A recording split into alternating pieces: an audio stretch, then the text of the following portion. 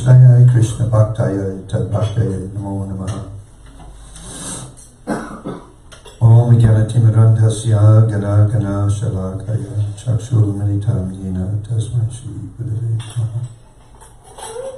Jai, all glories to Sri Ramachandra. So I'm going to read from the 9th canto of the Bhagavatam, and Shukadeva Goswami gave a summary to Parikshit Maharaj because he already knew most of Ram Leela. And if there's anything I can elaborate as we're reading, I will. But first I wanted to say some prayers to Lord Ram that I found on the internet.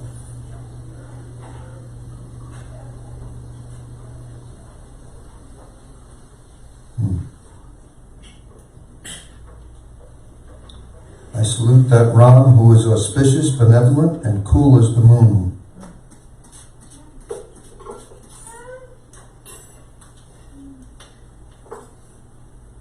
Salutations to the one with long arms, with weapons, sitting on the lotus seat, dressed in yellow cloth, eyes like lotus petals just open, pleasing, on whose left lap Sita Devi is sitting, whose face resembles a lotus.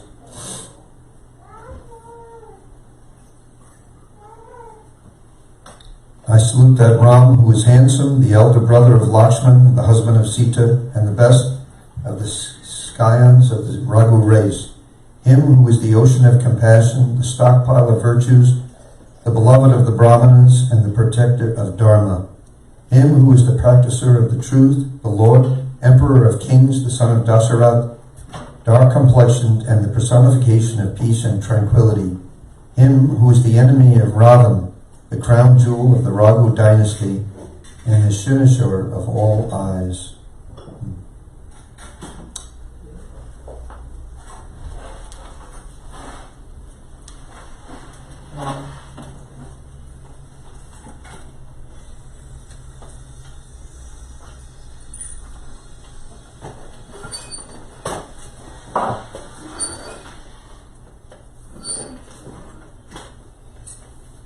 Om Namo Bhagavate Vasudevaya.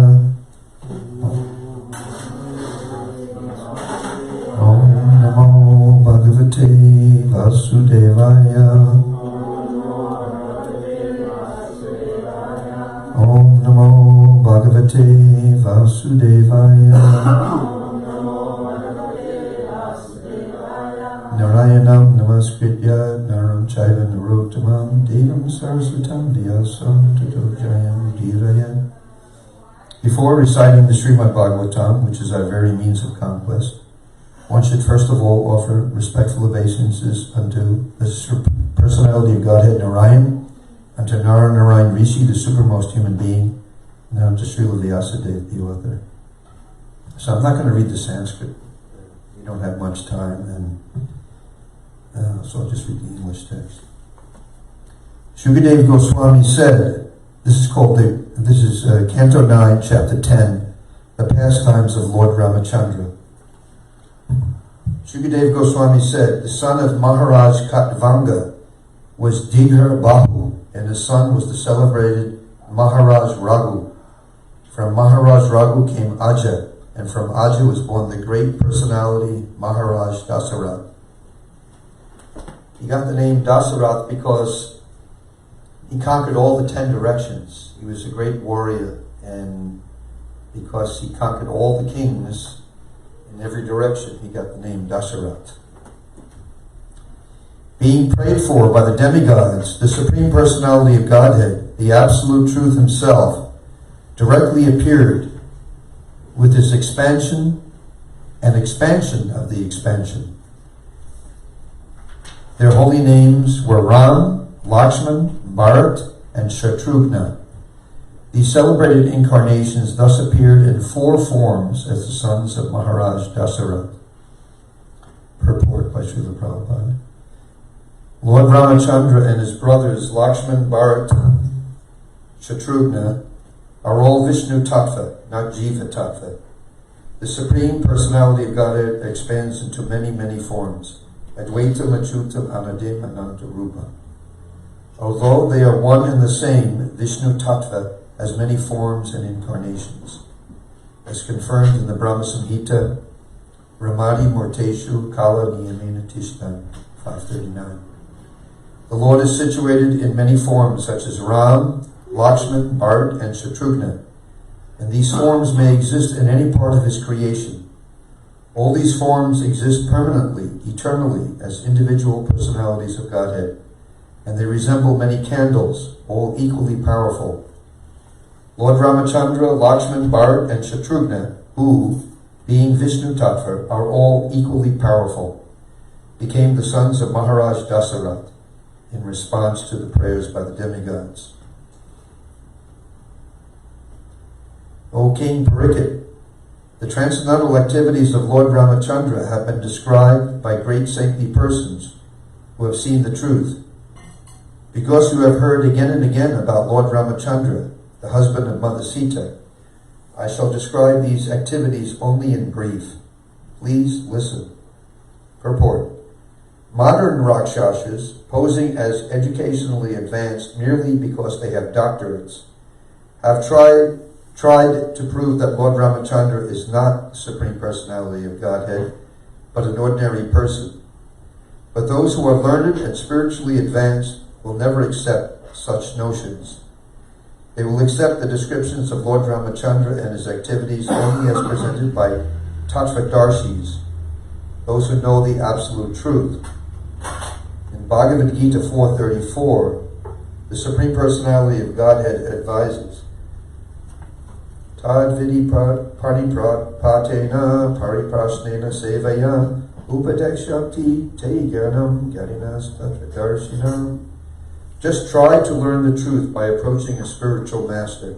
Inquire from him submissively and render service unto him. The self-realized soul can impart knowledge unto you because he has seen the truth. Unless one is Tattvadarshi, in complete knowledge of the absolute truth, one cannot describe the activities of the personality of Godhead.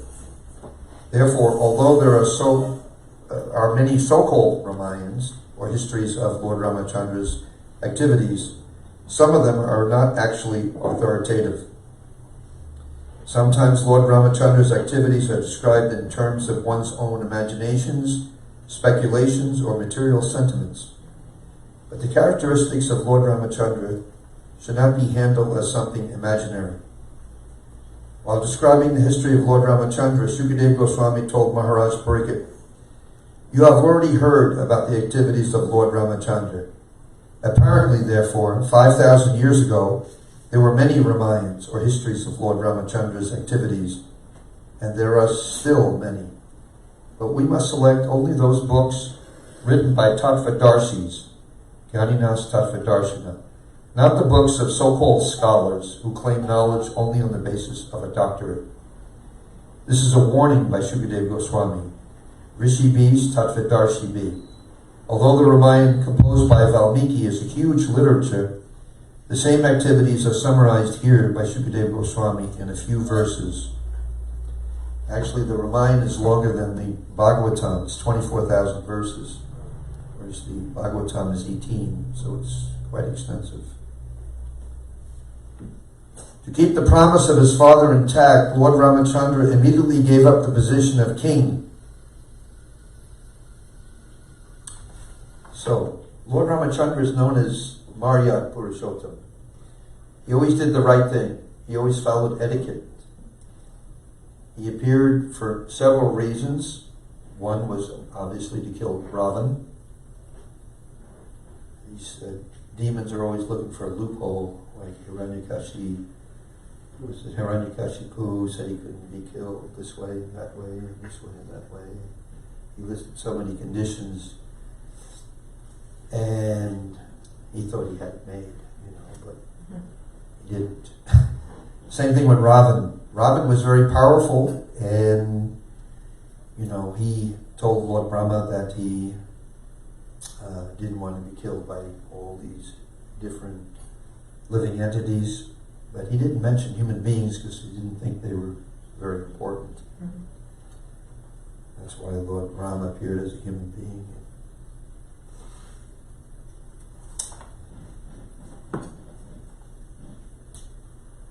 But it's just so amazing to see the highest standard that Lord Ramachandra had for always doing the right thing and always following etiquette. Like when he was told by his father, actually it was Kaikeyi that told him, because Dasarath was so broken up by what he heard from his wife to banish Ram to the forest and install Bharat as king, that he fainted. He couldn't even tell Ram himself. Kaikeyi had to tell him. But he immediately accepted it. There was no question. And not only accepted it, but with great humility, and his attitude was, couldn't should be realized.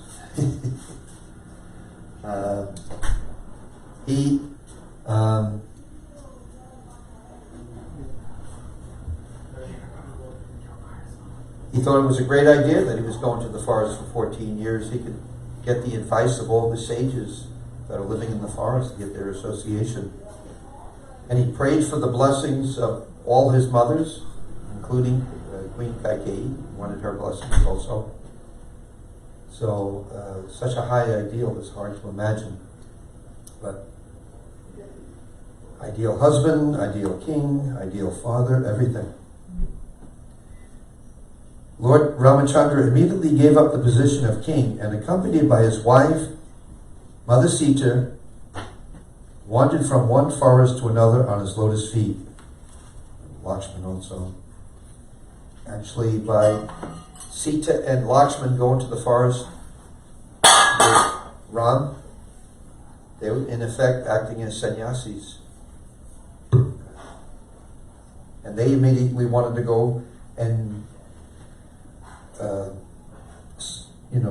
suffer all the austerities that one has to endure in a forest life.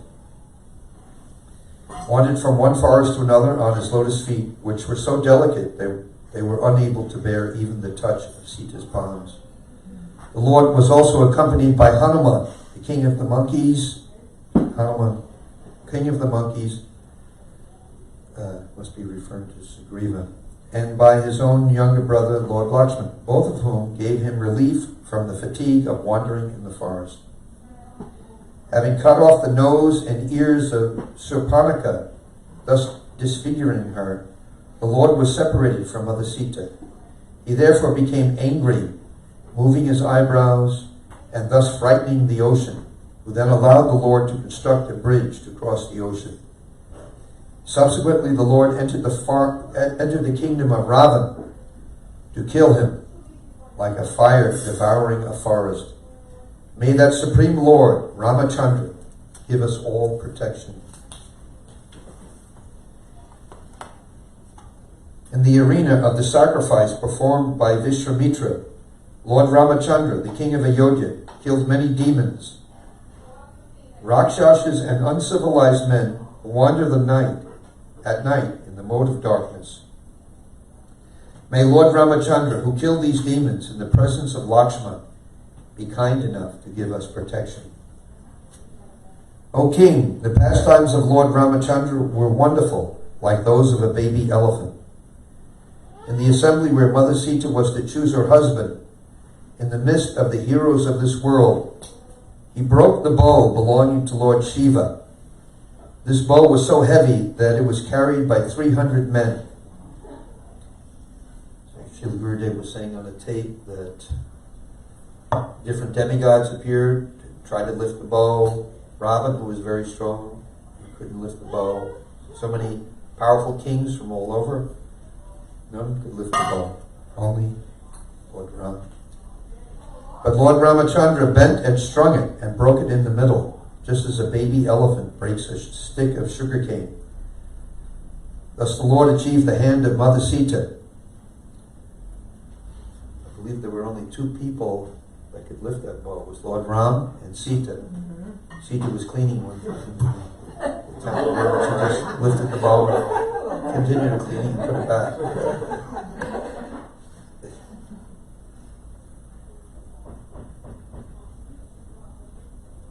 Thus the Lord achieved the hand of Mother Sita, who was equally as endowed with transcendental qualities of form, beauty, behavior, age, and nature.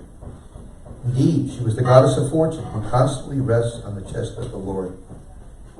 While returning from Sita's home after gaining her at the assembly of competitors, Lord Ramachandra met Parashuram. It's interesting, huh? One incarnation of Krishna meeting another incarnation. Although Parashuram was very proud, having rid the earth of the royal order 21 times, he was defeated by the Lord, who appeared to be a Kshatriya of the royal order. Actually, that bow was given to Janak Maharaj. Lord Shiva's bow was given by Parashuram to Janak Maharaj. And then when Parashuram heard that the bow had been broken, he was very angry. And he came to the court of King Janak. Who's broken the bow? And Ram admitted that he broke the bow. And Parashuram was going to chastise him, he was going to fight with him. But when he saw the calm and humble demeanor of Lord Ram, he was taken aback. He had never met anyone quite like Ram before, and he apologized for speaking harshly and departed his friends.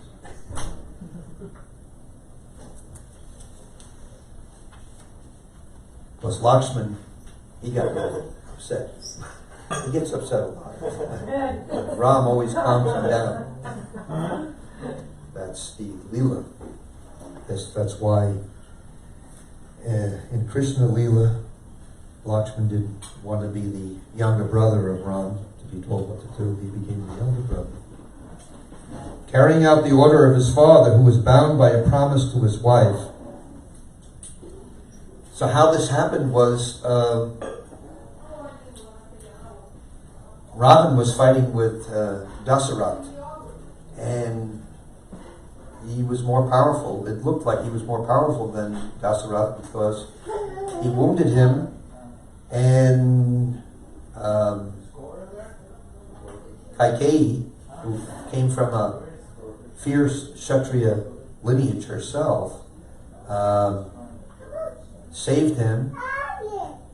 I believe she also fixed the axle. The axle was broken on Ram's chariot. Yeah, put her finger in there. Yeah. Unbelievable. See what kind of high-class Kshatriya she was. And because of these two things of saving Dasarat and fixing the axle, like Mukunda said with her finger, putting the finger in there, he said, "I'll give you 2 boons." And she said, "Oh, no, don't worry about 2 boons. You can give them to me later. I don't need any boons." So, the boons came later, as we'll see. Yeah. You said how Lord Ram, one of his primary functions is Mariavad Purushottama. Yeah.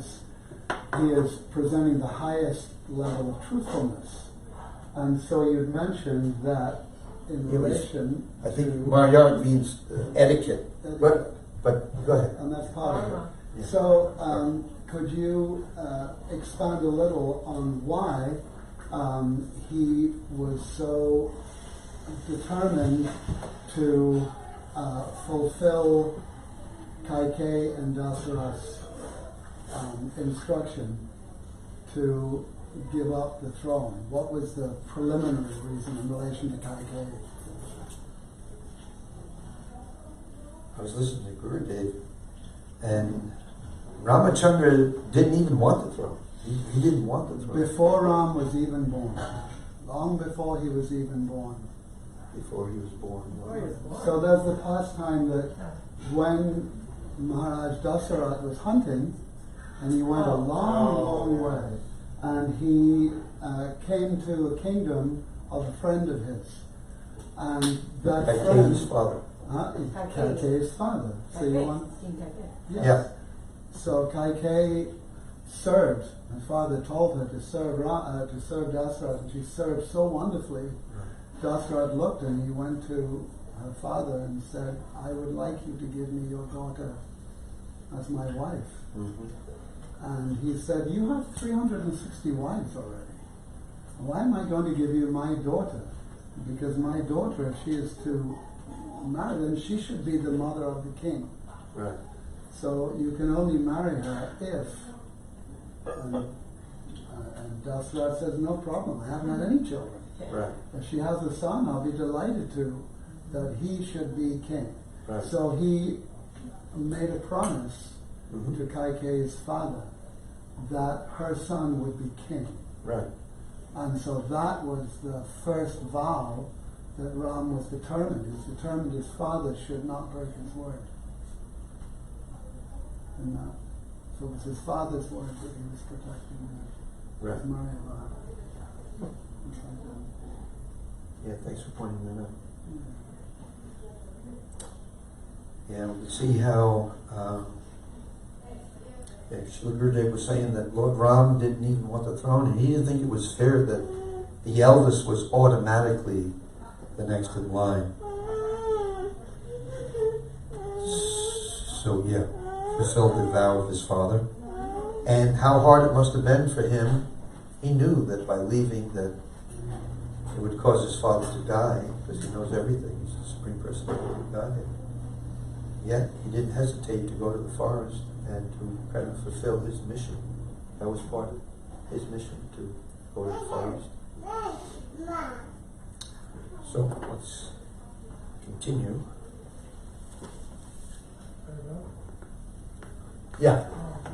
There's one other thing in connection with that pastime as well. So Gurudev said that in the Kamba Ramayana is Ramayana in South India, that it was written that when Lord Ram was very young, because the question came up about the promise of Dasarat to the father of Kaikeyi. So he said, well, one thing could be there that Kaikeyi, Kosali, Sumitra, they never differentiated who's whose mother. So Kaikeyi said that Ram was her son, so she admitted Ram is my son. So for Ram to become the king would not have been an issue. But when Ram was very young, he asked Kaikeyi, oh mother, will you promise me something?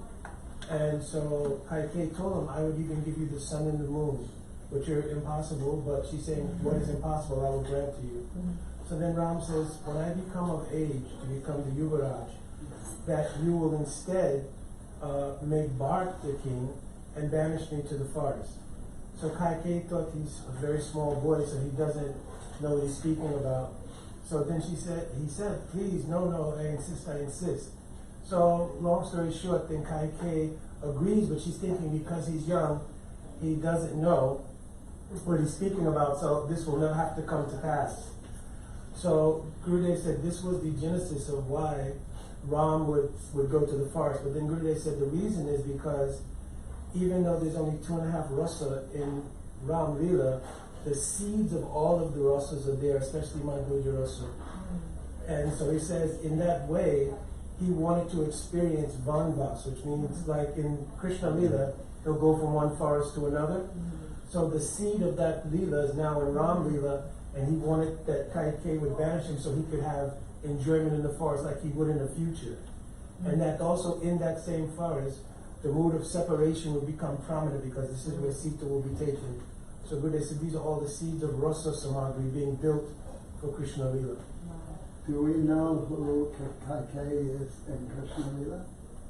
I have never heard. No, because she's so vilified, and she's actually such a great devotee. Yeah, Gurudev said she is such a great devotee. She took so much on herself in order to fulfill the desire of Lord Ram.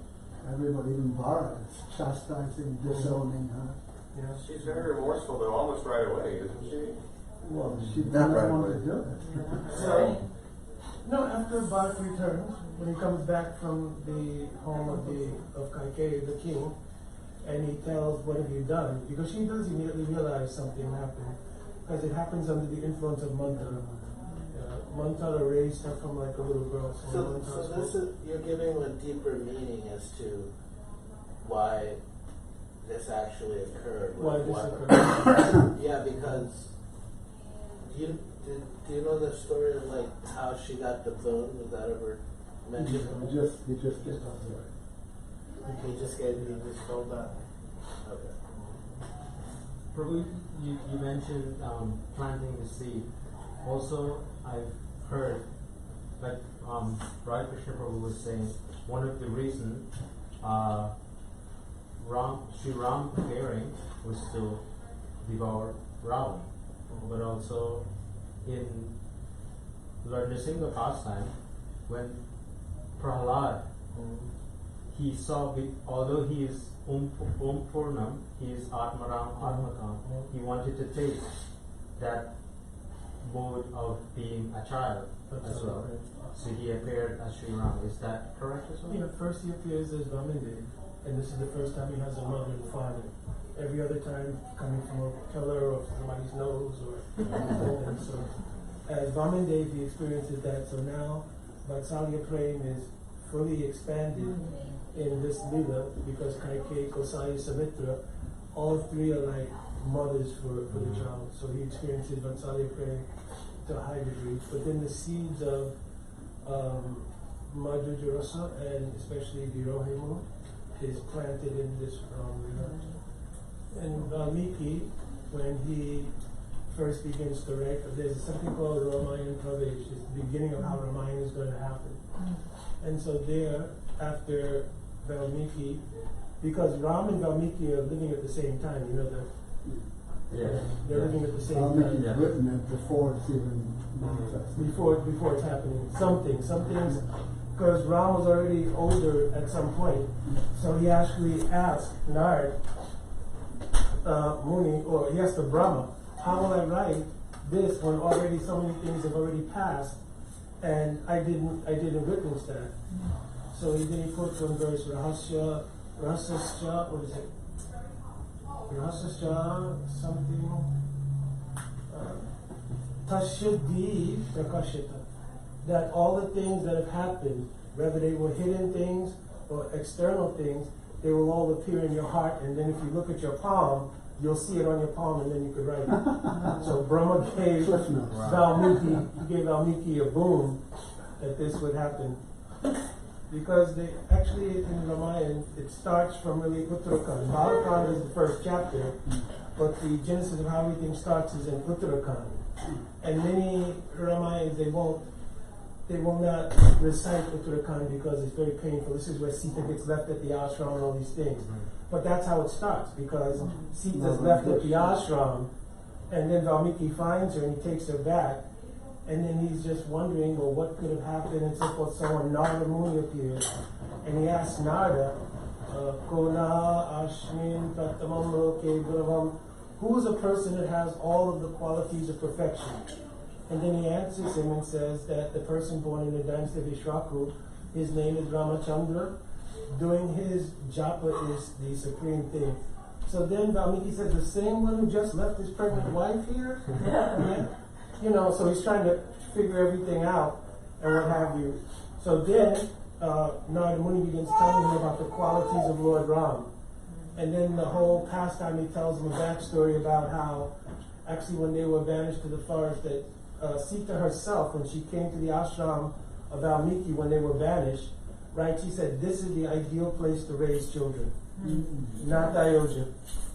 Because Ayodhya is a big city, so many things, this would be this environment and everything.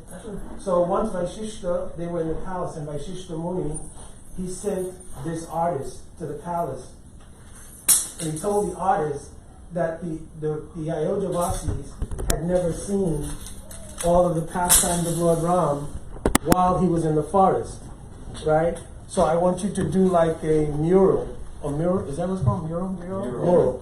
Yeah, of all of the different pastimes, one after another, of Ram's Leelas in the forest, right? So one day they were coming to examine the work of the artist. So many Ayodhyavasis, Ram, Sita, right? Like they were going from one to another. And then they came to the mural of the ashram of Valmiki. And they stopped there, and Sita began crying, and she began meditating, because now she was pregnant. And she looks at the mural and thinks, yes, that would be such a wonderful place. At the same time, one minister, because there's different stories told about how Ram hears this, But one minister comes in and calls Ram to the side and says, listen, I was wondering about the town, and I heard some things that were disturbing. And then Ram says, like what? So he says, one washerman, he was chastising his wife and mentioned that how is it possible that who was the son of Dharma personified in the dynasty of Dharma personified could accept back in his home the wife of a wife who would spend time outside the house, etc., etc. So Ram thought, I have to defend Dharma. He says, I know Sita is pure because he did the Agni Pariksha, he examined her by fire at Lanka, but others didn't see that. So now he says, I'll have to do Dharma. So he told Lakshman at that time, I want you to take Sita to nearby the ashram of Valmiki and then leave her there. And then, of course, Lakshman is, why should I leave her there? I can wait. He says, no, I want you to leave her there.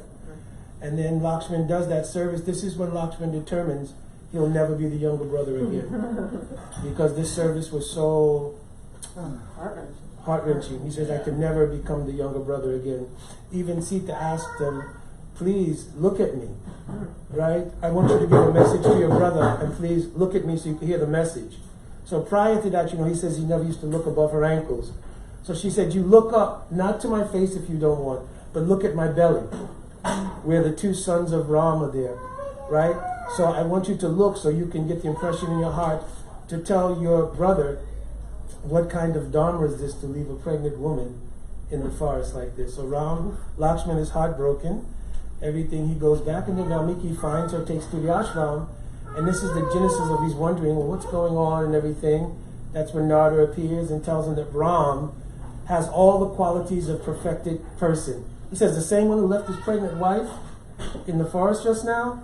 So he starts meditating on all of these things, and then he begins to get realizations about why and everything like this. So this way he starts off the Ramayana. So this is how Ramayana gets started. Wonderful. Can I just ask one thing? So that was the Maya Sita that went in the fire and everything. In Lanka? No. When they did the Agni, whatever you call that. It was, no. the Maya Sita was with Ravan, and Maya Sita entered the fire, real Sita came out. Oh. That was my question. Back to you.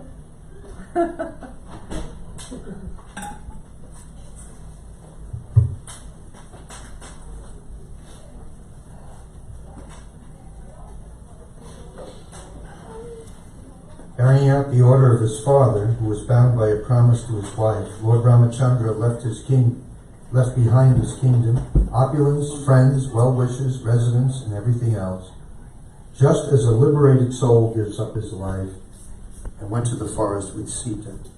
Purport. Maharaj Dasarath had 3 wives. Actually, he had 360 wives, but these must have been the principal wives. The ones that have children. What's that? They're the ones that have children. One of them, Kaikeyi, served him very pleasingly, and he therefore wanted to give her a benediction. Kaikeyi, however, said that she would ask for a benediction when it was necessary. At the time of the coronation of Prince Ramachandra, Kaikeyi requested her husband to enthrone her son Bharat and send Ramachandra to the forest. Maharaj Dasarath, being bound by his promise, ordered Ramachandra to go to the forest according to the dictation of his beloved. And the Lord, as an obedient son, accepted the order immediately. He left everything without hesitation, just as a liberated soul or great yogis give up his life, or a great yogi gives up his life without material attraction. While wandering in the forest, where he accepted a life of hardship, carrying his invincible bow and arrows in his hand, Lord Ramachandra deformed Ravan's sister, who was polluted with lusty desires, by cutting off her nose and ears. He also killed her 14,000 Rakshasa friends, headed by Kara, Trishira, and Dusana. Dushashan. Not around me.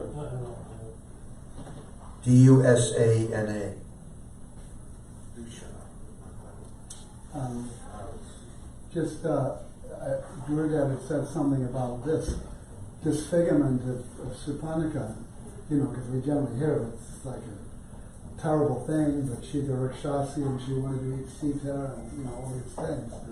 Gurudev said because Supanika wanted to give herself to Ram, Ram determined to treat her in such a way to really protect and actually honor that mood that she developed and make her so unattractive that no other man, she would not be attracted to any other man, and she wouldn't become unchaste in that original desire to be with Ram. So it was actually a very great spiritual. Yeah, and as we know, part of his Leela as Maryad Purushottam, one wife. It was very common in India that kings, Kshatriyas had many wives because they could maintain them. But he took a vow, one wife, and Srila Gurudev was saying that she transformed herself into a very beautiful woman, but there was a little going back and forth. First Ram said, well, I have a wife already, but Lakshman's available. And Lakshman said, That well, wasn't exactly true because he had a wife too, didn't he? He had They a all got wife. married at the same time. He had a wife. yeah, but he didn't respond that way. The way he responded was, he said, I'm just a servant of Ram, so if you want to become, you just become the servant of Sita. So you should go back to Ram. And so it was back in Ram's court. And then, yes, like you said, when she wanted to eat Sita, and then that's what... They were kind of playing around also, in a way. He was kind of messing with her a little bit. Was it Ram or Lakshman who cut the ears and nose off? I thought it was Lakshman. It says here that it was Ram, but in the movie No, version, Lakshman. it's Lakshman. It's definitely Lakshman. Lakshman did it? He did it. He orders in Ramayana, he orders Lakshman. He ordered him to do it. Ram said to do it. He ordered him. A younger brother, all. He had to do it. Did Supanika come back as Kubja or she Yes. did? Yeah. Also, I thought Mandara came back as Puja. No. Supanika. Also those 14,000 Rakshasas. There was only one left, Marichi, and that... No, Marichi is different. Oh, That's it. Akampana. Huh? Akampana Akampa. was the one Rakshasa that was left. And in the beginning, the two Karuncha birds, Uh-huh. one of the male Karuncha bird is Akampana. So Ram comes back as the hunter, and he kills One. Akampana, that one that was left. Yeah.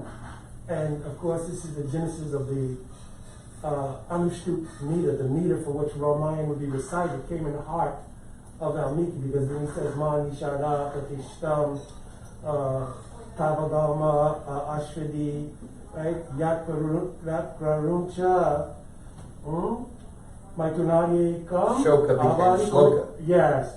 So when he recites this, his heart comes out and he says these 32 syllables, which are the basis of Anushtup Chandra. Right? But also, he's bewildered, right, because of all these things. So now Nod is revealing to him gradually what happened. So then, when Brahma comes, he says, so, first of all, I thought I cursed a hunter, which I became angry, so I'm a little upset that I became angry because a rishi shouldn't become angry. Right. Then Brahma comes and tells him, actually, that Nishala, that hunter, was actually Ram himself. And that Karuncha bird was Akampana, who had escaped when they killed. So then he's thinking, so now I cursed the Lord directly? So he says, no, actually it was a glorification. Because Ma means Lakshmi Devi. So Ma Nishada means that person where Lakshmi always resides. May that person always be glorified. And Yat Ranuncha, that like two birds who cannot be without each other, the glory of their separation due to Ravan will be glorified forever and ever. So this becomes the verse he recites when he starts the Ramayana. O King Parikit, when Ravan It's interesting also, the name Ravan and the name Ram. Ram means one who gives pleasure to others, and Ravan means one who gives grief to others. See the difference in the mentality. O King Parikshit, when Ravan, who had 10 heads on his shoulders, heard about the beautiful and attractive features of Sita, his mind was agitated by lusty desires. He heard from Suparnika, from his sister, and he went to kidnap her. To distract Lord Ramachandra from his ashram, Ravan sent Maricha in the form of a golden deer. Now, actually, Maricha didn't really want to do it. Yeah. No. He tried to get him he tried to convince him not to. He actually told him that story about what happened to him when he was younger, when Rama was a lot younger, and he actually got hit by an arrow, and I think he went back like 800 miles or something. Yeah. So, and he's like, now he's much stronger, he's older, and he's even more powerful. So, I mean, it's like, you're definitely going to die. And he knew he was going to die, but he'd rather die from Ram. Ravan sent Maricha in the form of a golden deer. And when Lord Ramachandra saw that wonderful deer, he left his residence and followed it, and finally killed it with a sharp arrow, just as Lord Shiva killed Daksha. When Ramachandra entered the forest and Lakshman was also absent, the worst of the Rakshasas, Ravan, kidnapped Sita Devi, the daughter of the king of Videha, just as a tiger seizes unprotected sheep when the shepherd is absent. Then Lord Ramachandra wandered in the forest with his brother Lakshman, as if very much distressed due to separation from his wife. Thus he showed by his personal example the condition of a person attached to women. So in the purport, Srila Prabhupada says, in this verse the words Stri Sanginam Gatim Iti indicate that the condition of a person attached to women was shown by the Lord himself. According to moral instruction, Grihe Narim Vivar Jayet, when one goes on a tour, one should not bring his wife. Formerly men used to travel without conveyances, but still, as far as possible, when one leaves home, one should not take his wife with him, especially if one is in such a condition as Lord Ramachandra was when banished by the order of his father. Whether in the forest or at home, if one is attached to women, this attachment is always troublesome, as shown by the Supreme Personality of Godhead by his personal example. Of course, this is the material side of Sri Sangi, but the situation of Lord Ramachandra is spiritual, for he does not belong to the material world. Narayana Paro Vyaktat. Narayan is beyond the material creation. Because he is the creator of the material world, he is not subject to the conditions of the material world. The separation of, this is what Mukunda was saying before, of Lord Ramachandra from Sita is spiritually understood as Vipralamba, which is an activity of the Ladini potency of the Supreme Personality of Godhead, belonging to the Sringara Ras, the mellow of conjugal love in the spiritual world. In the spiritual world, the Supreme Personality of Godhead has all the dealings of love, displaying the symptoms called Sattvika, Sanchari, Vilapa, Morcha, and Unmada.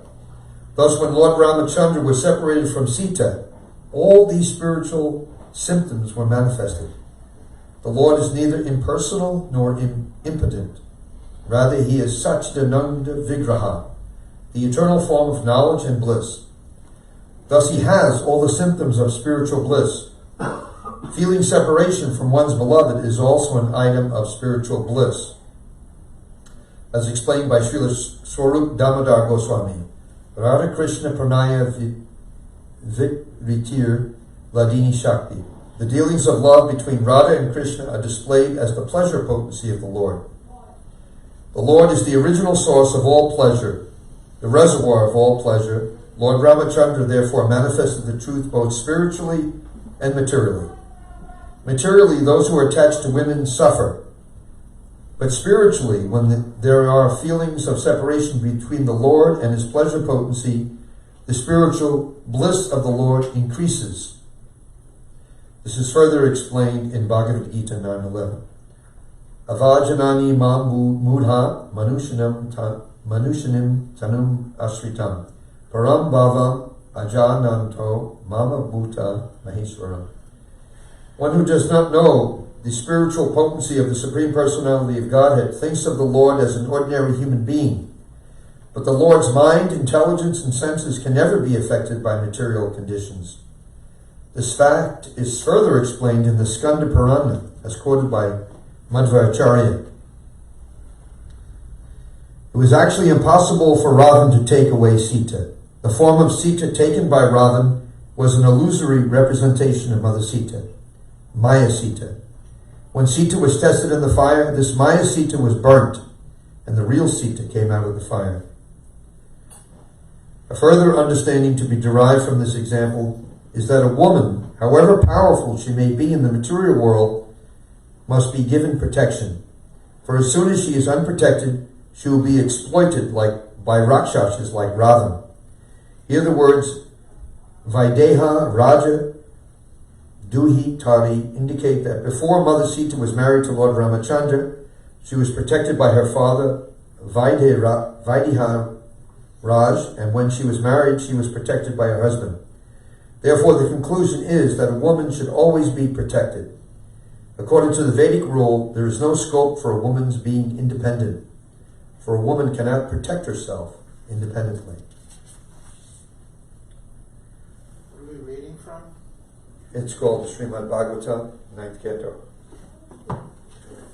This 10th chapter, the pastimes of Lord Ramachandra. Lord Ramachandra, whose lotus feet are worshipped by Lord Brahma and Lord Shiva, had assumed the form of a human being. Thus he performed the funeral ceremony of Jatayu, who was killed by Ravan. The Lord then killed the demon named Kabanda, and after making friends with the monkey chiefs, killing Bali, and arranging for the deliverance of Mother Sita, he went to the beach of the ocean. Purport. When Ravan kidnapped Sita, he was obstructed on the way by Jatayu, a large bird. But the powerful Ravan defeated Jatayu in the fight and cut his wing. When Ramachandra was searching for Sita, he found Jatayu almost dead and was informed that Sita had been carried off by Ravan. When Jatayu died, Lord Ramachandra did the duty of a son by performing the funeral ceremony, and then he made friends with the monkeys to deliver Sita Devi. After reaching the beach, Lord Ramachandra fasted for 3 days, awaiting the arrival of the ocean personified. When the ocean did not come, the Lord exhibited his pastimes of anger, and simply by his glancing over the ocean, all the living entities within it, including the crocodiles and sharks, were agitated by fear.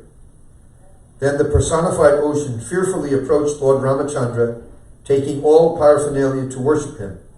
Falling at the Lord's lotus feet, the personified ocean spoke as follows. O all-pervading Supreme Person, we are dull-minded and did not understand who you are. But now we understand that you are the Supreme Person, the Master of the entire universe, the unchanging and original personality of Godhead. The demigods are infatuated with the mode of goodness, the Prajapatis with the mode of passion, and the Lord of the ghosts with the mode of ignorance. But you are the master of all these qualities. Purport. The word jara diya refers to intelligence like that of an animal. A person with such intelligence cannot understand the Supreme Personality of Godhead. Without being beaten, an animal cannot understand the purpose of a man. Similarly, those who are dull-minded cannot understand the Supreme Personality of Godhead, but when punished severely by the modes of material nature, they begin to understand him. A Hindi poet has said, Dukkha se saba, hari baje, sukha se baji koi, sukha se agar, hari baje, dukkha katan se haya. When one is distressed, he goes to the church or the temple to worship the Lord. But when opulent, he forgets the Lord. Therefore, punishment by the Lord through material nature is necessary in human society. For without it, men forget the supremacy of the Lord due to their dull, blunt intelligence. My Lord, you may use my water as you like. Indeed, you may cross it and go to the abode of Rama, who is the great source of disturbance and crying for the three worlds. He is the son of Vishrava, but is condemned like urine. Please go and kill him, and thus regain your wife, Sita Devi.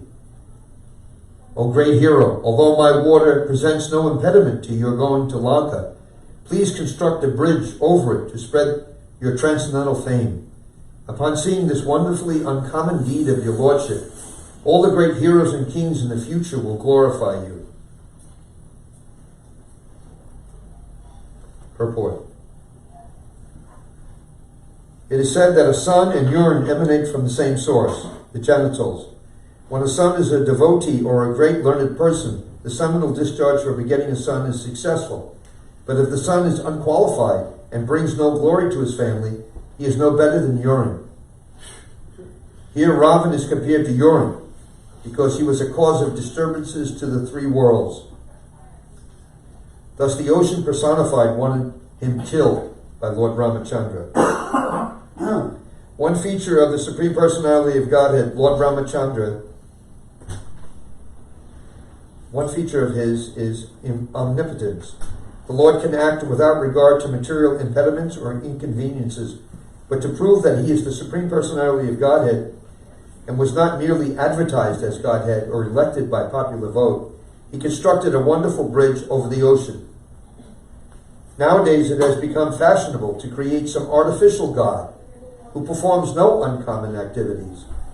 A little magic will bewilder a foolish person into selecting an artificial God because he does not understand how powerful God is.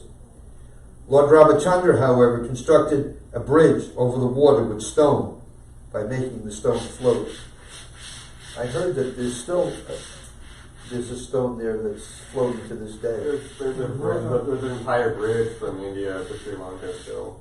A lot of it's underwater by several feet or maybe even yards, but the entire formation is still there. And the stone's floating. There's a stone floating in Dwarka. Gotta be careful of floating stones in India. Let In the, Swagashram, let the scientists try to figure that one out. well, in Swagashram, which is on the other side of Come a stone floats, Ganges, you know. Lakshmanjula, Come a Rishikesh. stone. There was there's a temple That's there, not the stone, it's the... and they have a the monkeys floating used. stone, and it's contained in a cement tank, and there's an iron grill over it so nobody can steal it.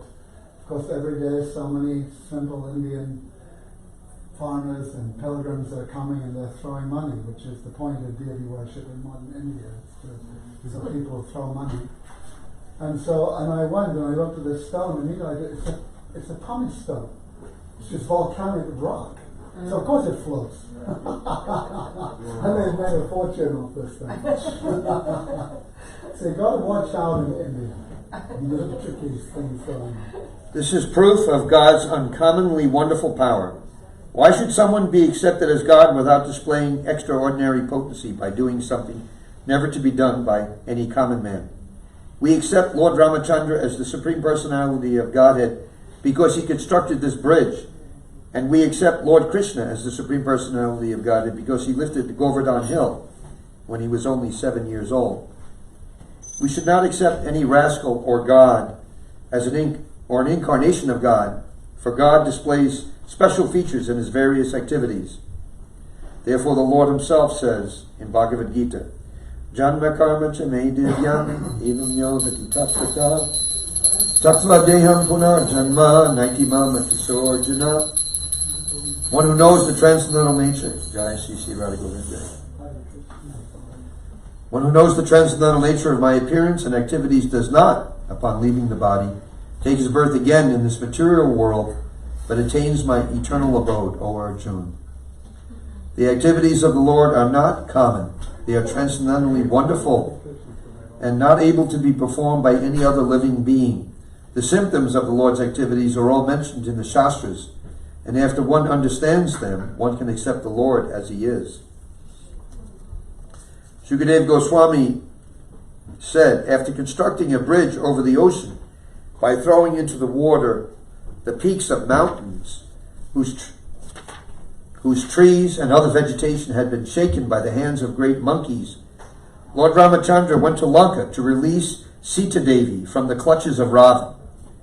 With the direction and help of Vibhishan, Ravan's brother, the Lord, along with the monkey soldiers, headed by Sugriva, Nila, and Hanuman, entered Ravan's kingdom, Lanka, which had previously been burnt by Hanuman.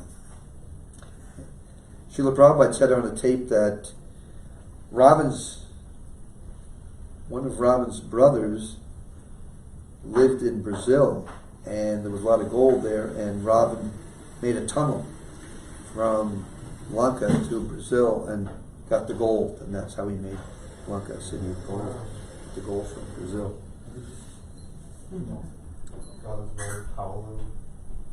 Great and purport. Great mountain peaks covered with trees and plants were thrown into the sea by the monkey soldiers and began to float by the supreme will of the Lord.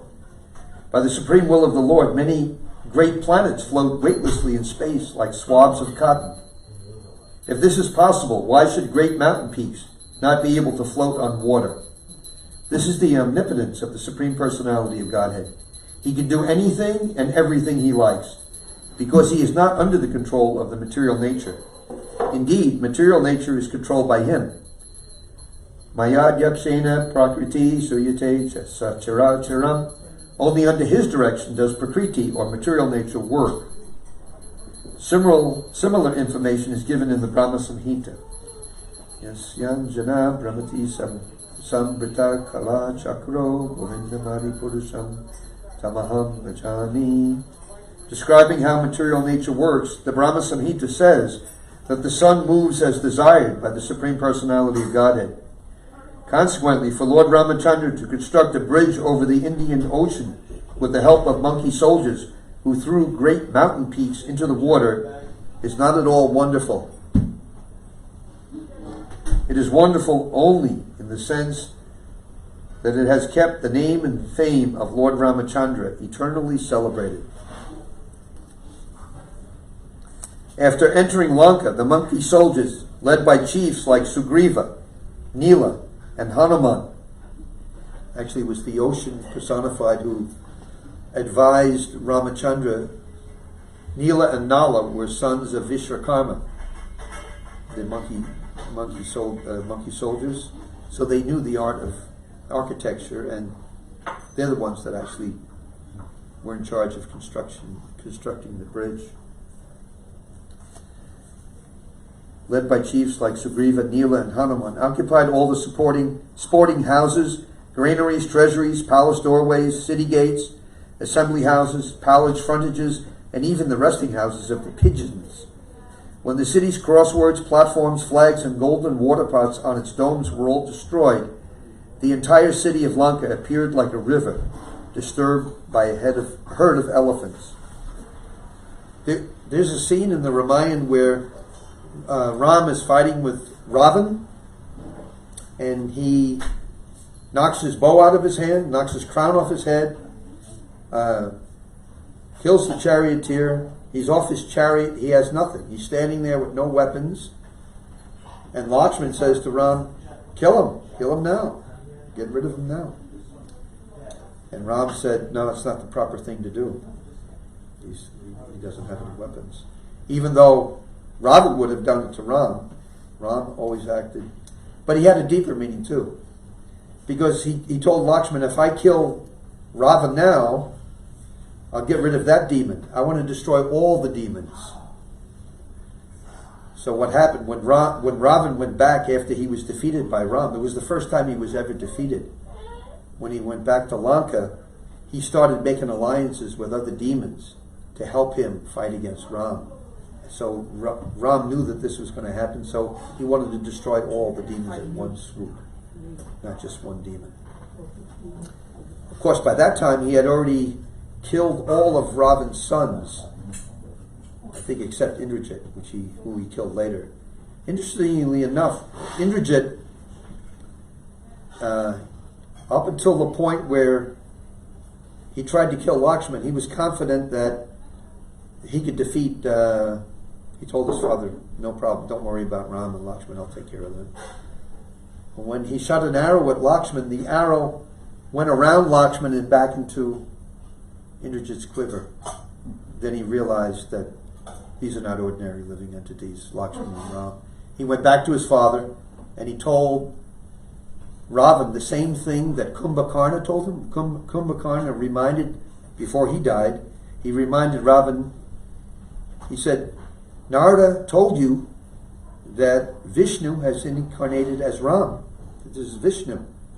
So he was advised by his sons, by Kumbhakarna, by his wife Mandodari, by so many people, he was advised that this is Vishnu.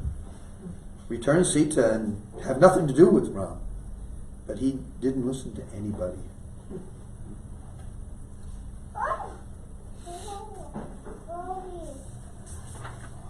When Ravan, the master of the Rakshasas, saw the disturbances created by the monkey soldiers, he called for Nikumba, Kumbha, Durmraksha, Durmukha, Surantaka, Narantaka, and other Rakshasas, as also his son Indrajit. Thereafter he called, so Indrajit, what I forgot to say, Indrajit, after he came back and he saw that he couldn't defeat Ram and Lakshman, he told his father, he said, he's Vishnu. Oh, and then Ravan said, oh, now you become a coward? He said, no. He said, I'll go and fight, but I'll die. But I'll die at the hands of Vishnu. So he went back and he was killed. And then Ravan was all alone. All his sons were killed. His brothers were killed. It was only him.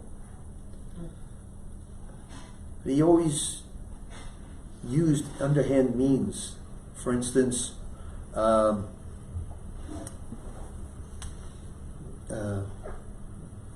night before the final battle, Ravan had an astrologer. He actually had captured all the 9 planets.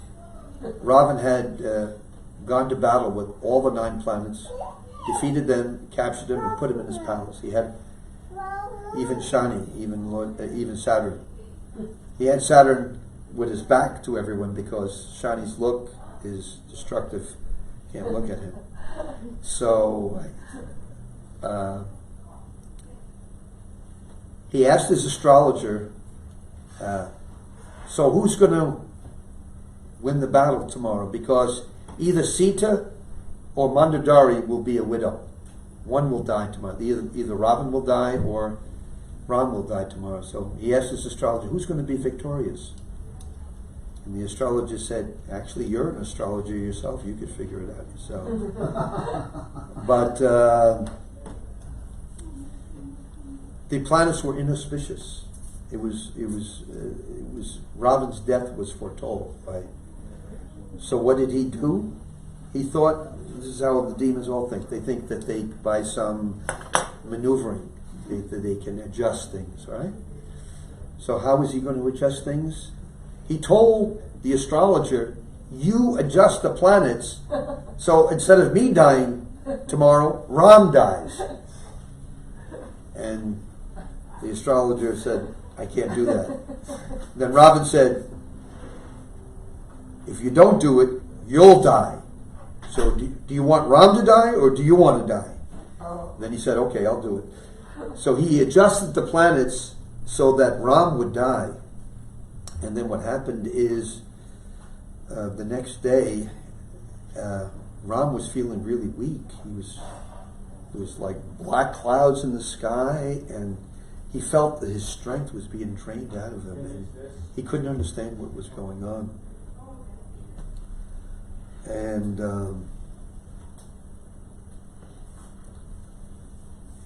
he sent Hanuman to Lanka to see if there was some magic or some trickery that Ravan was doing, And Hanuman found out that he had captured all the 9 planets and that he was arranging the planets so that it would be Ram's death instead of his own. So Ram freed all the planets. He freed them all. And there's a benediction from Shani. When Shani was freed, Saturn was freed from Hanuman, Saturn told Hanuman, he said, if anyone worships you, they'll be free from my influence. There's she knows she's an astrologer, 7.5 years bad luck. That means when Saturn goes over, it's called Saraswati, when Saturn goes over your moon sign, it's like the worst time. But it starts at the sign before your sign, the moon sign. So it's 2.5 years before, because that's how long Shani stays in the sign. 2.5 years before your moon sign, and then another 2.5 years after. So it's actually 7.5 years of quote unquote bad luck. And then, but Shani, he gave this benediction because he freed Shani from Ravan's captivity. He said, anyone who worships you, they won't have the bad luck. It's a good thing to know, huh? Lord Ramachandra, surrounded by Lakshman and the monkey soldiers like Sugriva, Hanuman, Gandhamara, Nila, Angada, Jambavan, and Panasa, attacked the soldiers of the Rakshasas, who were fully equipped with various invincible weapons like swords, lances, bows, prasas, rishtis, shakti arrows, khadgas, and tomaras. Angada and the other commanders of the soldiers of Ramachandra faced the elephants, infantry, horses, and chariots of the enemy and hurled against them big trees. Oh, so Ramachandra felt fine after all the... and then we know what happens. He kills him that day. He gets a special arrow from Agastya Muni. This arrow was used to kill Ravan. But you know, Lord Ramachandra was so magnanimous that it says in the Valmiki Ramayana that when Ram killed Ravan, Vibhishan started to criticize his brother. He started to criticize Ravan. And Ram said no. He said, don't criticize him. He never turned his back in battle. He died a glorious death. He said, now you should perform the funeral rites for your brother so he doesn't go to hell. And you'll be installed. We'll have a ceremony. You'll be installed as the king of Lanka. He sent Lakshman to ask for yes, wisdom from Ravan as he was dying. Yes, Ravan, actually, his grandfather was Pulasthya Muni. And his father, Vishrava. The word Vishrava means one who's always hearing spiritual sound vibration. So father was always hearing spiritual sound vibration. And the reason why there was like an intermarriage between the sages and the Rakshasas was because the Rakshasas didn't want their dynasty to be completely destroyed. So they figured if they intermarried with sages, then that wouldn't happen. So actually Ravan knew a lot of scripture. There's even he wrote a scripture about astrology, Ravan. He was so learned. And yes, as Prabhu was saying here, that when Ravan was dying, of course, when he was shot with the arrow of Ram, the poison, this mentality that he had, was draining out of the system. This is why when Bhishma and Drona were with, when Draupadi was being disrobed, they didn't say anything. They were eating contaminated food of Duryodhana, so their minds became contaminated. So likewise, Ravan, his poisonous mentality started draining out of him when he was shot with the arrow of Ram. He became more clear-minded, and he realized that stealing Sita was the wrong thing to do, and that all his misfortune came from that. And I believe this is where the saying comes from: if something is auspicious, you should do it right away, like surrendering to Ram. And if something is inauspicious, you should put it off for as long as possible. So there was many nice instructions that Ravan gave Lakshman before he died, under Ram's advice that Lakshman should hear from him. Didn't Hanuman punch Ravan as well? Wasn't there something about Hanuman? Hanuman could have defeated Ravan easily, but he knew that he was meant to be killed. Yeah. One of the three birds, Jai and Vijay, was there was Hiranyakashipu, Hiranyaksha, Kumbhakarna, and Ravan. Shishupal and Dandavaka. Right. So, Hanuman's punch, wasn't that something, wasn't that meaning like the Guru's clearing sinful reactions first so that then bhakti can enter in the form of Rams? I remember reading about this Maybe. a long time ago. he still had to be killed. The punch wasn't enough for Rama, he had to be No, killed. it was the prepping. Yeah. Tenderizing. Thereafter, when Ravan, the king of the Rakshasas, observed that his soldiers had been lost, he was extremely angry. Thus he mounted his airplane, which was decorated with flowers, and proceeded toward Lord Ramachandra, who sat on the effulgent chariot brought by Matali. Oh, so Ramachandra was on the ground. He had no chariot. So Indra sent his charioteer, Matali, to be the charioteer of Lord Ram. So Indra's charioteer got to do some service for Lord Ramachandra. Then Ravan struck Lord Ramachandra with sharp arrows. Lord Ramachandra said to Ravan, "You are the most abominable of the man-eaters. Indeed, you are like their stool. You resemble a dog, for a dog steals eatables from the kitchen in the absence of the householder. In my absence, you kidnapped my wife, Sita Devi. Therefore, as Yamaraj punishes sinful men, I shall also punish you. You are most abominable, sinful, and shameless. Today, therefore, I, whose attempt never fails, shall punish you." So Ram's arrows never failed. But there is one instance where his arrow didn't hit the target. It's a nice story. There was a king, there was a sinful king who Ram was going to kill. And then, you know the story. So when this king heard that Ram was going to kill him, someone had told him, "Go to Hanuman. He's the greatest devotee of Lord Ram. And you go to him and then Hanuman will save you." So he did that. He went to Hanuman and he said, "Hanuman, please promise me something." And Hanuman said, "I can't promise you something until I know what it is." He says, No, you have to promise me that you're going to help me." And after many entreaties, he finally agreed without knowing what he was promising. So then he said, "Ramachandra wants to kill me, so you have to save me." And Hanuman was in a big dilemma now. He's the greatest servitor of Lord Ram, and he's not going to fight against Ram, but he has to protect this king. So how's he going to do it? So he's trying to figure it out. And then he told the king, this was by the ocean. He told the king, "Stand behind me and constantly chant Ram's name. Don't stop even for a moment. Keep chanting Ram, Ram, Ram, Ram." So the king is behind Hanuman. Hanuman is standing in the water, and Ram comes, and he sees that Hanuman is standing between him. His name went back to his quiver. So by the mercy of Hanuman, Ram relented and he decided not to kill this person. Did you want to add anything to that? Yeah, I was just. Yeah.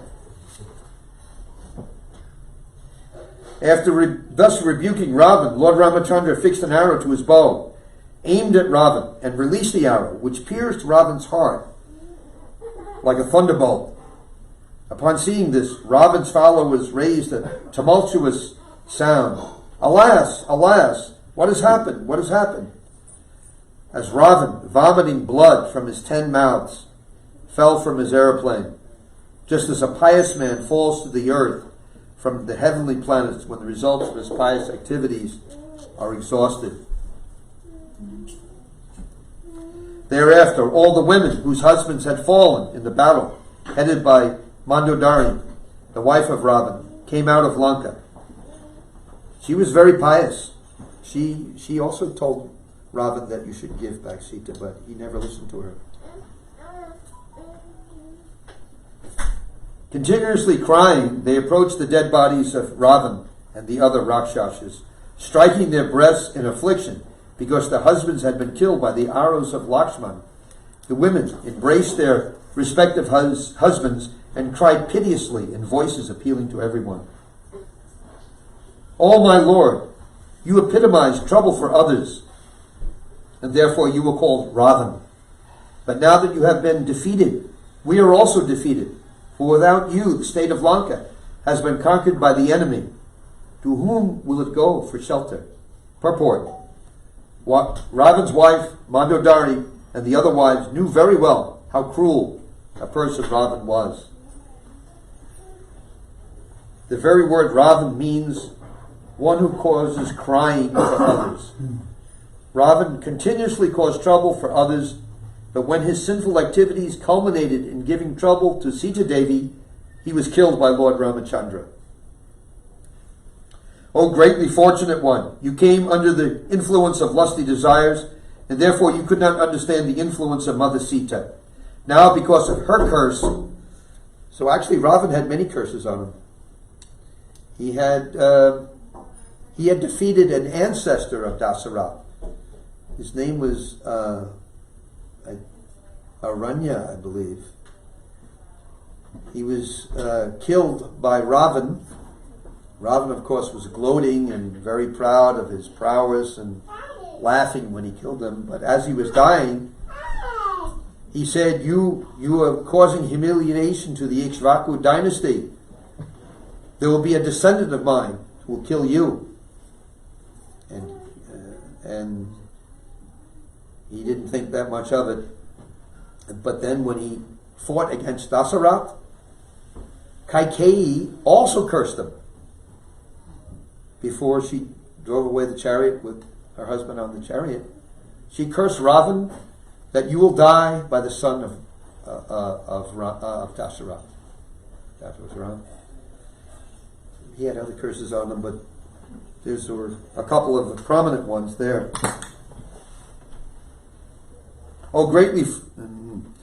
So purport. Not only was Mother Sita powerful, but any woman who follows in the footsteps of Mother Sita can also become similarly powerful. We see in the case in Krishna Leela, Gandhari was so powerful because she voluntarily became blindfolded when she heard that her husband was blind. She voluntarily blindfolded herself and kept the blindfold on her whole life. So because of that austerity and that faithfulness to her husband, before the Battle of Kurukshetra, she told her son, Duryodhana, "Come to me naked, and when you come to me naked, I'll gaze on you and your whole body will be like a thunderbolt. It will be like strong as iron." So he was doing that. He was walking naked to see his mother so that she could gaze on him and he could have this invincibility. But who did he meet? He met Krishna, right? He met Krishna on the way to see his mother. And Krishna struck up a conversation and he said, "Duryodhana, where are you going?" "I'm going to see my mother." "Well, you can't go like that, you know. You have to at least cover your private parts." So he did that. And then when he went to see his mother, she took off the blindfold and gazed on him. And then, "Oh, why did you cover that part?" "Oh, because I saw." Then she knew that Krishna had tricked her. So there's an example of the power of a powerful woman. Whenever we find a description of an ideal chaste woman, Mother Sita is among them. Mandodari, the wife of Ravan, was also very chaste. Similarly, Draupadi was one of the 5 exalted chaste women. As a man follow great personalities like Brahma and Narada, a woman must follow the path of such ideal women as Sita, Mandodari, and Draupadi. By staying chaste and faithful to her husband, a woman enriches herself with supernatural power. It is a moral principle that one should not be influenced by lusty desires for another's wife. And Srila Prabhupada quotes this verse from Chanakya Pandit. Matrivat parad dareshu paradravyeshu lostravat atmavat sarabhuteshu yat pasyati sa pandita. An intelligent person must look upon another's wife as being like his mother. One who considers another's wife as his mother, another's possessions as a lump of dirt, and treats all living beings as he would himself, is considered learned. Thus Ravan was condemned not only by Lord Ramachandra, but even by his own wife, Mandodari. Because she was a chaste woman, she knew the power of another chaste woman, especially such a wife as Mother Sita Devi. O pleasure of the Rakshasa dynasty, because of you, the state of Lanka, and also we ourselves now have no protector. By your deeds, you have made your body fit to be eaten by vultures, and your soul fit to go to hell. Purport. One who follows the path of Ravan is condemned in two ways. His body is fit to be eaten by dogs and vultures, and the soul goes to hell. As stated by the Lord himself in Bhagavad Gita 16:19. Those who are envious and mischievous, who are the lowest among men, are cast by me into the ocean of material existence, into various demoniac species of life. Yeah, just a couple of sentences and we'll finish here. Thus, the destination of godless atheists such as Ravan, Hiranyakashipu, Kamsa, and Dantavakra is a hellish condition of life. Mandodari, the wife of Ravan, could understand all this because she was a chaste woman. Although lamenting for the death of her husband, she knew what would happen to his body and soul, for although one cannot see directly with one's material eyes, one can see with the eyes of knowledge.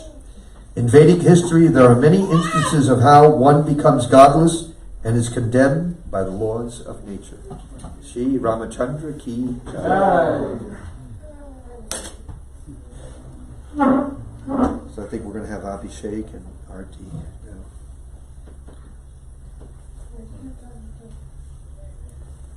Panchakalpa Trivias Jari.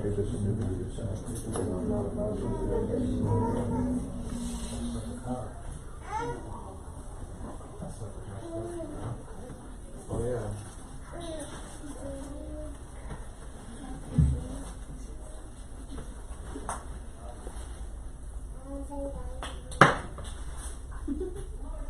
It's amazing the determination that Ravan had to fight with Rama, because all his brothers, his sons were killed. Everybody was killed, but still, he wouldn't listen to anyone when they tried. He was still going to fight with Rama. It's like a gambler. Huh? It's like a gambler. You lose.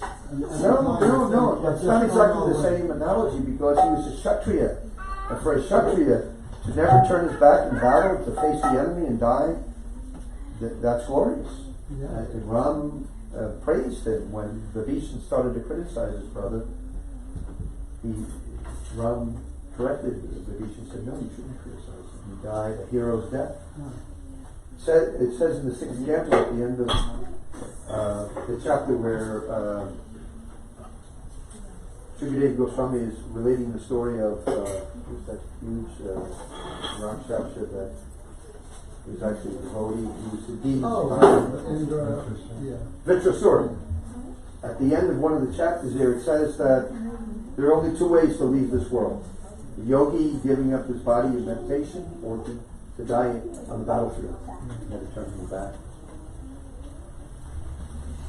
So today's appearance day should have bhakti volunteer tomorrow. So we're going to do the Guru Puja. And then we're going to do Abhishek to Shalagram Sheila. And then we'll have the arti, and then everybody will help to wash the pots. That'll be the end of the program.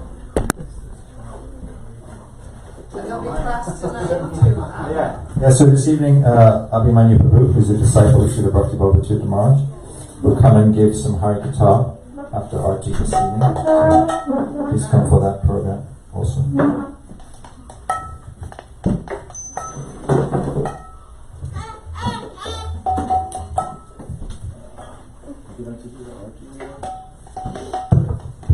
Yeah.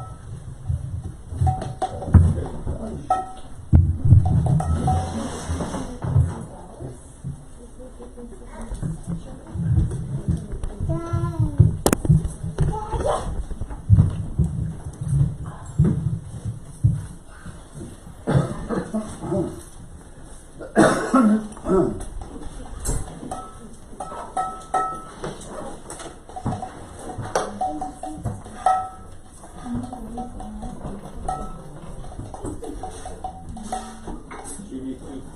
can read it. What do you want? Okay.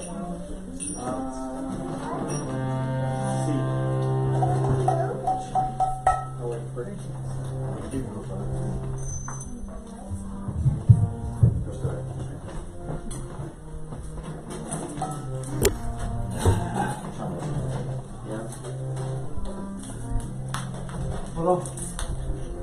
Shri Guru Charana Padma Kevala Bhakati Sada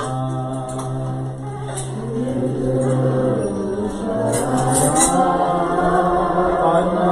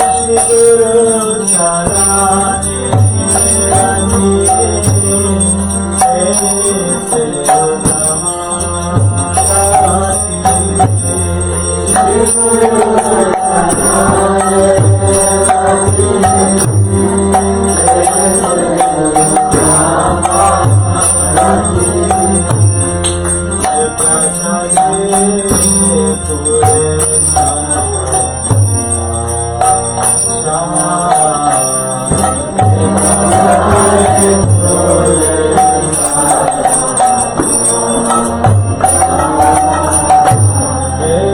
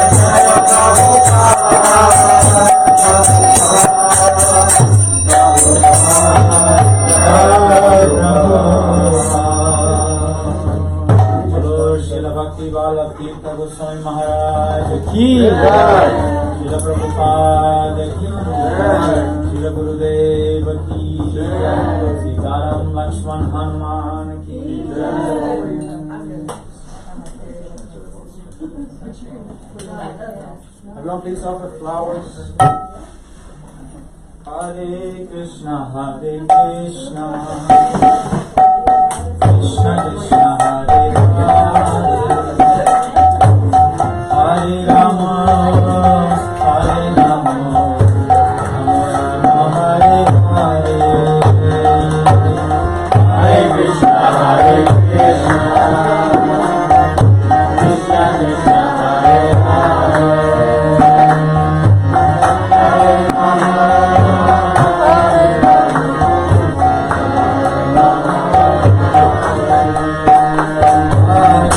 Krishna,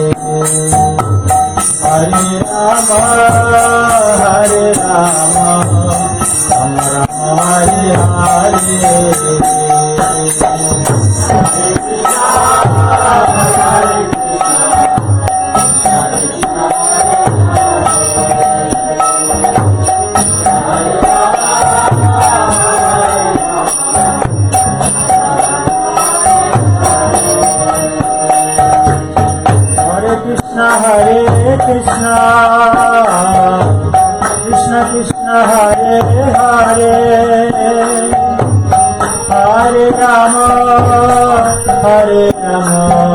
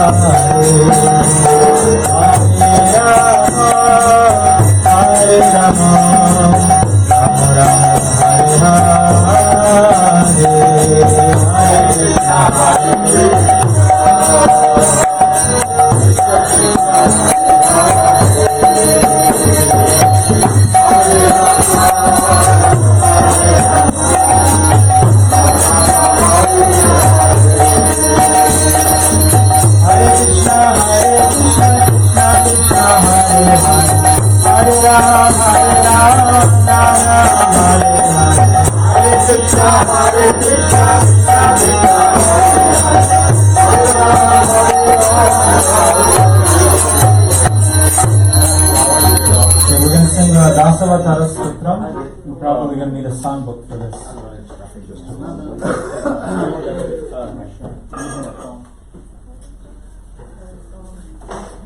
Starts with Prala Ya Payo Di Jale.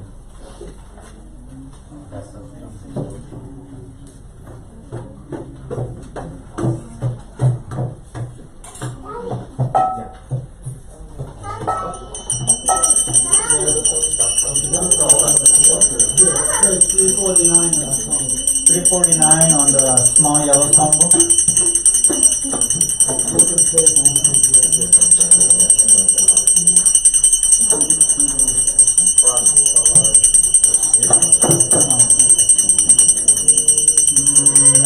Pralaya prayodijale.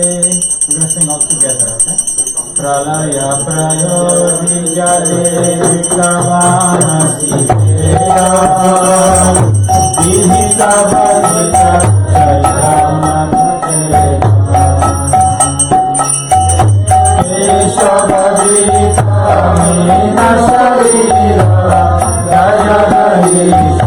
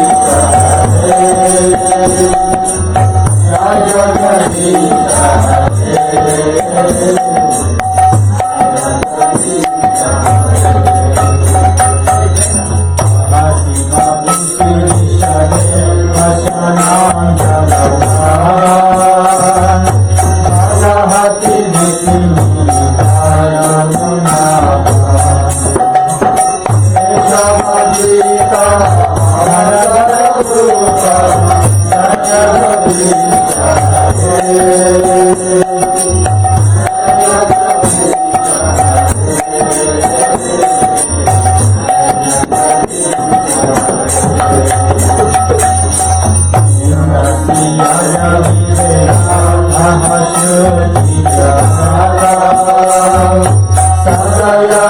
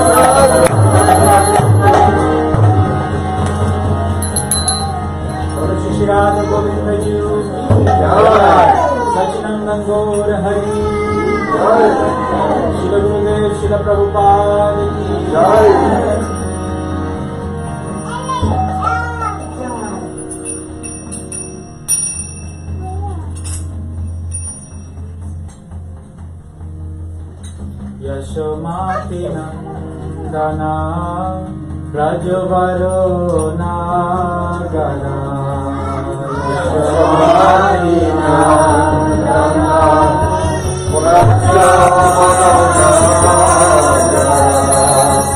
Yashomatinandana Rajavaro Nagara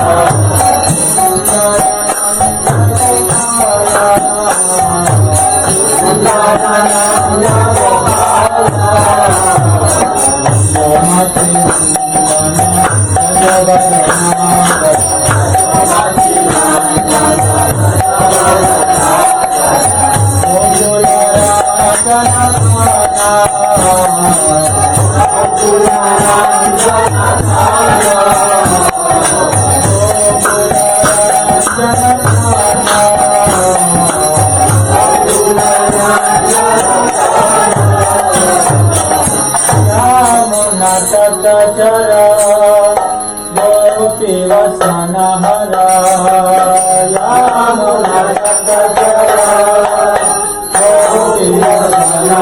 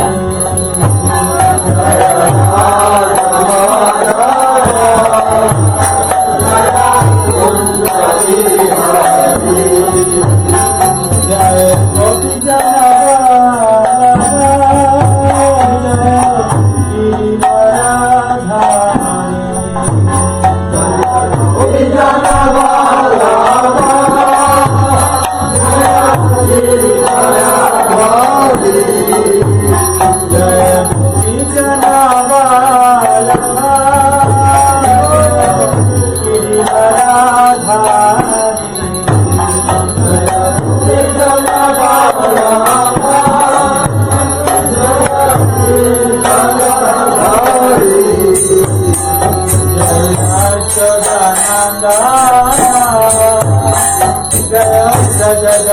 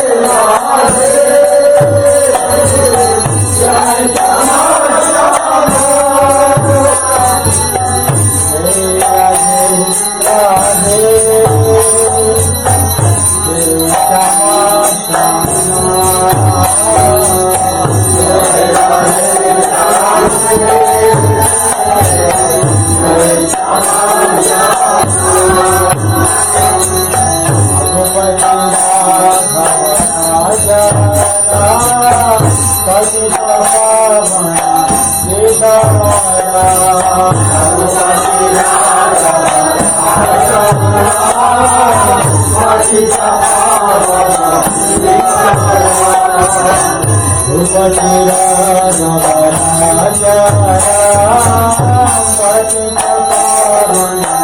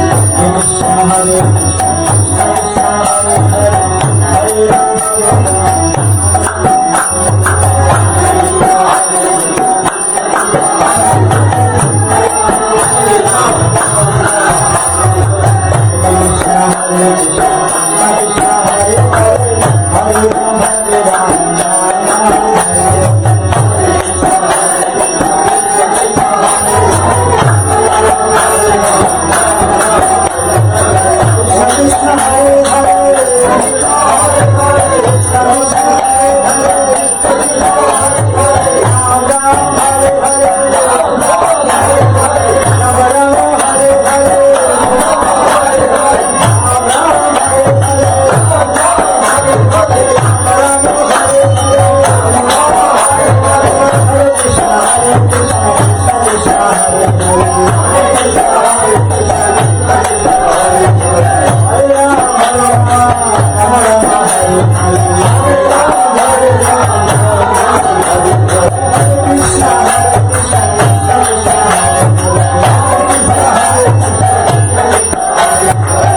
Hare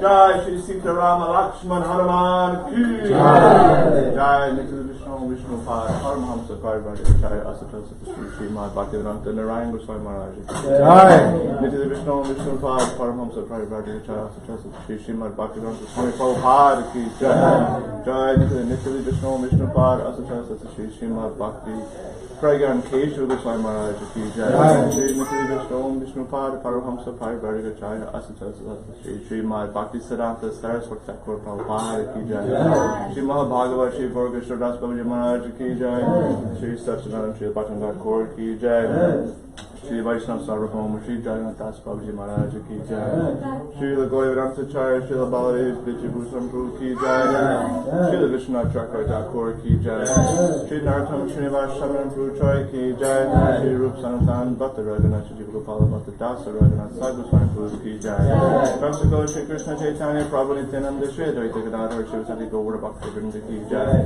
Shri Swarup Damodar Roy Ravanadi Shri Gaur Swampar Vrinda Ki Jai Shri Namacharya Shri Lahara Thakur Ki Jai Shri Navami Mayapur Rama Ki Jai Shri Gopa Gopi Govardhan Dwarasha Varamata Shri Bhajmandala Ki Jai Shri Radhakum Shamakrum Ganga Jamuni Tulsi Bhakti Devi Ki Jai Shri Gopeshwar Mahadeva Ki Jai Shri Yomaya Purnamasi Devi Ki Jai Shri Vrinda Devi Ki Jai Shri Jagannath Subhadra Sudarshan Chakra Ju Ki Jai Shri Jagannath Puri Dham Ki Jai Shri Shringa Bhagavan Ki Jai Shri Prahlad Maharaj Ki Jai Charo Charya Char Sampradaya Ki Jai Ananta Koja Vaishnava Vrinda Ki Jai Harinam Sankirtan Ki Jai Ananta Bhakta Vrinda Ki Jai Shri Ram Navami Ki Jai Shri Ram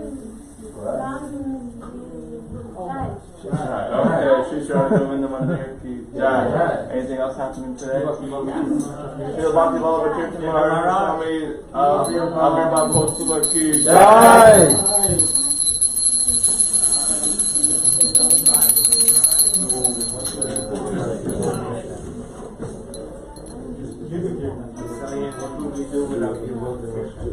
Kosi Maharani ki jai, Vrindayani jai, Kesava Sucha, Krishna Bhakti Panirve